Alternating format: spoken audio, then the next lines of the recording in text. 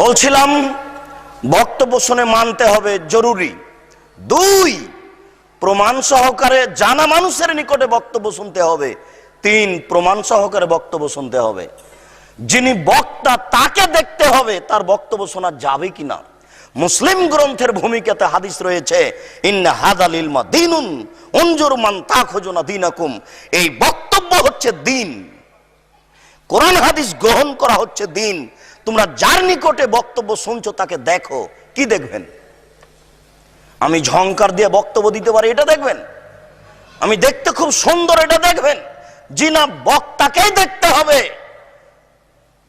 তার যদি সুদ ঘুষের চাকরি থাকে তার বক্তব্য শোনা যাবে না। বক্তা যদি রাত 9টা 10টা পর্যন্ত দোকানে আড্ডা পিটে অহেতুক গল্প করে তার বক্তব্য শোনা যাবে না। বক্তার মেয়ে যদি নগ্ন পোশাকে স্কুল কলেজে যায় তার বক্তব্য শোনা যাবে না। বক্তার স্ত্রী যদি ছোট ব্লাউজ পরে নগ্ন পোশাকে রাস্তাঘাটে চলে তার বক্তব্য শোনা যাবে না। ও তো নিজেই জাহান্নামী, তার বক্তব্য শুনবো কি? রাসূল সাল্লাল্লাহু আলাইহি ওয়াসাল্লাম বলছেন 3 শ্রেণীর মানুষের প্রতি জান্নাত হারাম। রাসূল সাল্লাল্লাহু আলাইহি সাল্লাম বলছেন লা তাদখুলুল জান্নাতা আবাদা। 3 শ্রেণীর মানুষ কখনো জান্নাতে যাবে না। তার 1 শ্রেণীর মানুষ হচ্ছে দায়ুস। দায়ুস কে? আল্লাযী ইকরু ফি আলিল খাবাসা, যে তার বাড়িতে বেহায়ের সুযোগ দিয়েছে সে হলো দায়ুস। যে তার বাড়িতে বেহায়ের সুযোগ দিয়েছে সে হলো দায়ুস। যদি বক্তা সাহেবের পরিবার এমন হয় তাহলে সে নিজেই জান্নাতে যেতে পারছে না, তার বক্তব্য শুনবো কি? সম্মানিত দিনী ভাই, আপনাকে বক্তব্য শুনে মানতে হবে।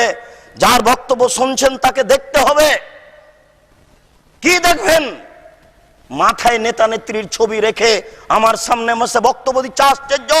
জাতির সামনে বক্তব্য দেন মাথার উপরে নেতা নেত্রীর ছবি রেখে। একদিন রাসূল সাল্লাল্লাহু আলাইহি সাল্লাম খুব সকালে মুখটা ভারী করে খুব চিন্তিত অবস্থায় বসে আছেন, মুখটা মলিন হয়ে আছে।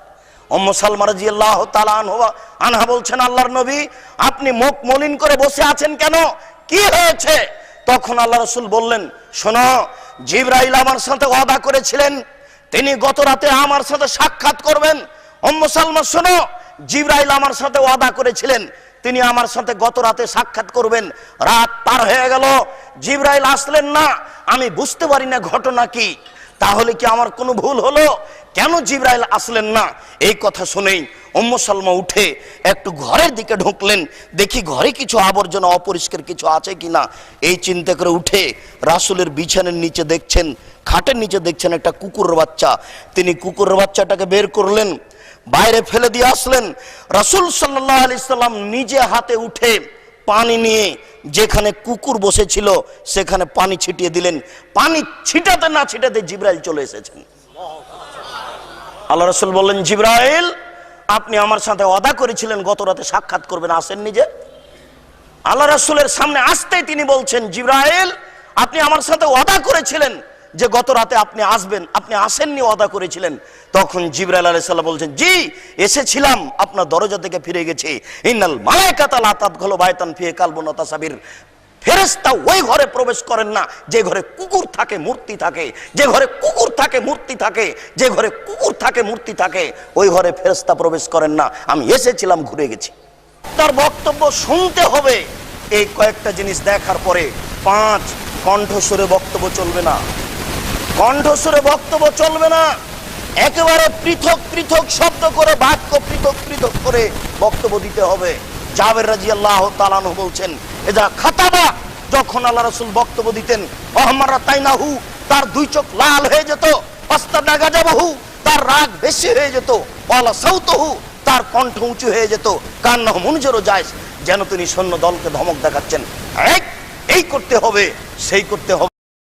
যেখান দিয়ে যাবে ছিদ্র করে কেটে চলে যাবে। 20 বছর পরে যেন বক্তব্য মনে থাকে, এর নাম বক্তব্য। কণ্ঠস্বরে মাওলানা সাহেব বক্তব্য দিলেন। আমাদের রাজশাহী চাঁপাইনবাবগঞ্জে বলে যে খুব বক্তৃতা দিয়েছেন, বাপের বেটা আছে বলতে পারে। আর একজন বলছেন, কি বললো?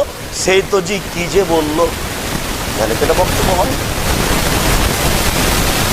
বক্তব্য এমন হবে মানুষের যেন স্মরণে থাকে, মানুষ যেন সেটাকে উপেক্ষা করে অথবা মেনে নেয়।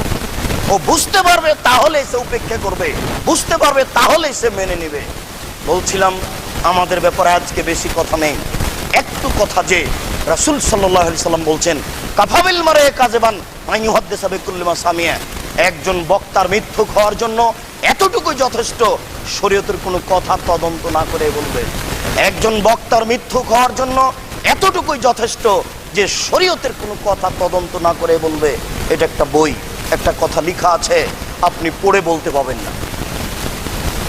আগে এটা দেখতে হবে যে এটা রাসূলের কিনা, তদন্ত চালাতে হবে এটা রাসূলের কিনা, তারপরে আপনি বলতে পাবেন এ কথা আল্লাহ রাসূল বলছেন, এটা রাসূলের আদেশ।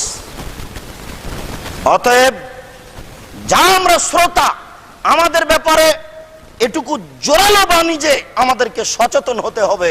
সব বক্তার বক্তব্য শোনা যাবে না, সব বক্তাকে দাওয়াতও দেওয়া যাবে না। এই ব্যাপারে আপনাদের সতর্কবাণী পেশ করে